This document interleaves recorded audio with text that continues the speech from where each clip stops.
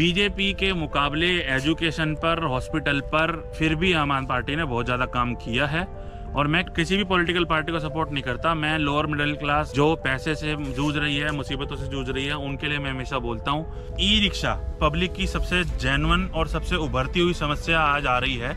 आप ये मत देखो कि गरीब क्या कर रहे हैं या गरीब ई रिक्शा चलाते हैं। वो गरीब नहीं है, वो गुंडे हैं। ई रिक्शा आपको बैन करनी है, ये एक वादा आप जरूर करिए। उस समय को याद करें जब आम आदमी पार्टी आई थी, तो पुलिस वालों के अंदर एक अलग तरह का खौफ पैदा हो गया था। पुलिस वाले को काम करने पे आम आदमी पार्टी ने मजबूर कर दिया था। इसीलिए आम आदमी पार्टी का अभी रहना वहाँ पे जरूरी है, एक मौका उनको देना जरूरी है।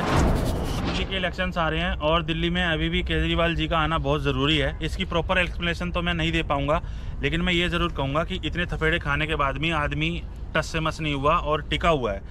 क्योंकि अगर दिल्ली में भी बीजेपी आ जाती है ना, तो ये घोड़े को बेलगाम करने वाली बात है। अगर दिल्ली में वो आ गई तो पूरी तरह से बर्बादी आ जाएगी। अभी तो उतनी स्पीड से बर्बादी नहीं चल रही है, फिर भी हम देश को संभाल सकते हैं। केजरीवाल जी को लाना ज़रूरी है, लेकिन मेरी उसके बाद केजरीवाल जी से एक बहुत स्पेशल रिक्वेस्ट है कि ई रिक्शा जो वहाँ की पब्लिक की सबसे जेन्युइन और सबसे उभरती हुई समस्या आज आ रही है। आप ये मत देखो कि गरीब क्या कर रहे हैं या गरीब ई रिक्शा चलाते हैं। वो गरीब नहीं है, वो गुंडे हैं और वो लोगों का इतना नुकसान करते हैं आपको पता नहीं है। तो इसीलिए ई रिक्शा आपको बैन करनी है, ये एक वादा आप जरूर करिए। उस समय को याद करें जब आम आदमी पार्टी आई थी, तो पुलिस वालों के अंदर एक अलग तरह का खौफ पैदा हो गया था। पुलिस वाले को काम करने पे आम आदमी पार्टी ने मजबूर कर दिया था। इसीलिए आम आदमी पार्टी का अभी रहना वहाँ पे ज़रूरी है, एक मौका उनको देना ज़रूरी है। क्योंकि ये तो होता ही है कि पॉलिटिकल पार्टियां आपस में क्लैश ऐसे करती हैं कि एक दूसरे को फंसाती हैं। इसीलिए अभी इन चीज़ों को आप मत देखें कि घर पे कितना पैसा लगाया है ये या वो या ये। बीजेपी के मुकाबले एजुकेशन पर, हॉस्पिटल पर फिर भी आम आदमी पार्टी ने बहुत ज़्यादा काम किया है। और मैं किसी भी पॉलिटिकल पार्टी को सपोर्ट नहीं करता। मैं लोअर मिडिल क्लास जो पैसे से जूझ रही है, मुसीबतों से जूझ रही है, उनके लिए मैं हमेशा बोलता हूँ। और मुझे 99% ये कन्फर्म पता भी है कि आम आदमी पार्टी ही आएगी। लेकिन फिर भी मैं चाहता हूं कि कोई ऐसा एक चांस ना, एक मौका ना बीजेपी को मिले और आम आदमी पार्टी ही आए दिल्ली में। बीजेपी जो एक टेक्निक खेलने लग रही है, आप देखना, चाहे ओटीटी प्लेटफॉर्म हो चाहे कहीं भी हो, वो पहले एक सीन क्रिएट करते हैं। अच्छा आपके साथ ये समस्या है तो अब की बार बीजेपी को वोट देना। अच्छा आपके साथ ये समस्या है तो अब की बार बीजेपी को वोट देना। हमारे बच्चे कहाँ होंगे? कैसे भी हो वापस से लाएगा वो।